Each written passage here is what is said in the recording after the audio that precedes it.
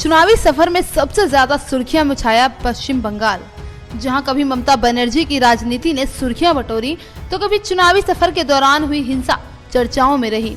नतीजे सामने आए और मोदी सरकार ने फिर एक बार सत्ता में वापसी की। इसी के साथ चुनावी गर्मी भी थमती हुई दिखाई दी। लेकिन ममता दीदी के बंगाल में नजारा कुछ और ही रहा।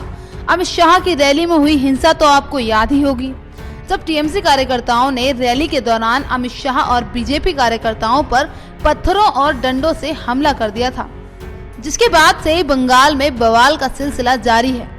ठीक ऐसे ही बंगाल एक बार फिर बवाल का शिकार हुआ और हमारी ममता दीदी एक बार फिर से खफा हो गयी।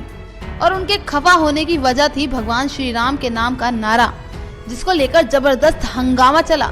ये हंगामा तब शुरू हुआ जब टीएमसी नेताओं के सामने जय श्री राम के नारे लगाने पर बीजेपी कार्यकर्ताओं पर पुलिस की ओर से लाठीचार्ज करने का मामला सामने आया। साथ ही ममता बनर्जी भी उनके काफिले के सामने जय श्री राम के नारे लगाने पर भीड़ पर भड़क उठी थी, जिसके बाद बीजेपी नेताओं ने ममता बनर्जी पर निशाना साधना शुरू कर दिया था। यहाँ तक कि बीजेपी कार्यकर्ताओं ने तो दीदी को जय श्री राम लिखे 10 लाख पोस्ट कार्ड तक भेज दिए थे।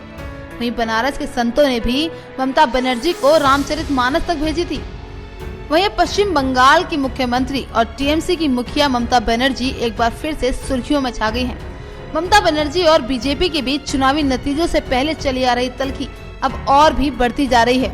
ताजा मामले में ममता बनर्जी ने पीएम मोदी को खत लिखकर नीति आयोग की बैठक में शामिल होने से इनकार कर दिया है।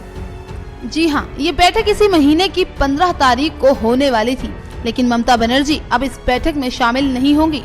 जानकारी के अनुसार ममता ने पीएम मोदी को लिखी चिट्ठी में कहा है कि आयोग के पास कोई वित्तीय अधिकार नहीं है और न ही दूसरी शक्तियां हैं जिसके दम पर वो राज्यों की योजनाओं के लिए मदद कर सके। इसलिए इस बैठक में शामिल होना मेरे लिए बेकार है। आपको बता दें कि इससे पहले ममता बनर्जी बीजेपी पर शपथ ग्रहण में सियासत का आरोप लगाते हुए पीएम की शपथ ग्रहण समारोह का हिस्सा भी नहीं बनी थी। वीके न्यूज की रिपोर्ट।